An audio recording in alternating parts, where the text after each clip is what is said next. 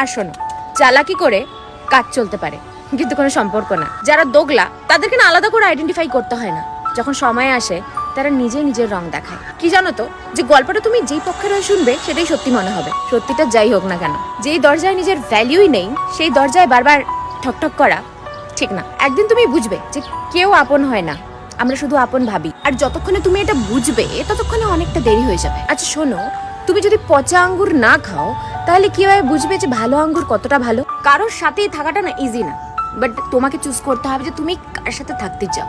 অনেক তপস্যা করার পরেও যে তোমার হয়নি, তাহলেই ভাবো যে সে তোমার জন্য কতটা খারাপ ছিল। তুমি যখন ঠিক ছিলে কেউ মনে রাখবে না, কিন্তু একবার ভুল করে দেখো সারা জীবন লোকে মনে রাখবে। যেই কাপড়টা রং ছাড়ে আর যেই মানুষটা রং পাল্টায়, সে যতই আপন হোক, যতই প্রিয় হোক, মন থেকে উতরে যায়। কেউ ঠিকই বলেছিল যে চোট শুকিয়ে যায়, কিন্তু কেউ অ্যাক্সিডেন্টকে কিন্তু বলে না। শোনো, ব্যবহারটাই আসল, কারণ যে শুনতে পারে সে শোনাতেও তো পারে।